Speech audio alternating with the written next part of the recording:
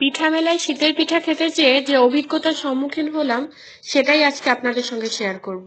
শিববাড়ির বিজয়গাথা community সেন্টারে একটা পিঠা মেলার আয়োজন করা হয়েছিল, যেখানে যে আমরা মোটামুটি একটা ধারণা নিয়েছিলাম যে আমরা সেখানে যে পিঠাই খাবো, কারণ প্রধান আকর্ষণ আমাদের কাছে পিঠাই ছিল।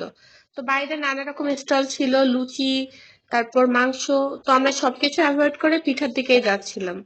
তো নিচে ছিল মেইনলি পোশাক আশাক এটা সেটা, আমরা সেগুলা বাদ দিয়ে সোজা উপরে চলে গেছি খাবারের জায়গায়, যেখানে নানা রকমের পিঠা খাবার এগুলা ছিল। আমি শুরুতে একটা দুধ খেজুর পিঠা নিয়েছিলাম, এটা আমার অনেক পছন্দ, কিন্তু এখানে পিঠাটা আমার কাছে মোটামুটি লেগেছে, আমারই ভালো লাগে নাই। আরো নিলাম একটা পাটিসাপটা পিঠা, যেটা আমার কাছে একদমই ভালো লাগেনি, একদম মনে হচ্ছে সুজির সঙ্গে লেয়ার দেওয়া। আর তারপর নিয়েছিলাম একটা রসমালাই কেক, যেটা অনেক বেশি মজা ছিল। একটা মালাই চপ নিয়েছিলাম, যেটা একদমই ভালো লাগেনি। তারপর বরফি নিয়েছিলাম, এটাও আমার কাছে ভালো লাগেনি, মোটামুটি কোনো কিছুই ভালো লাগেনি। অবশেষে মুখ ঠিক করতে আমরা চলে গেছিলাম নিউ মার্কেটে। ওখান থেকে যে পেঁয়াজি, পুরি, চপ এগুলো খেলাম।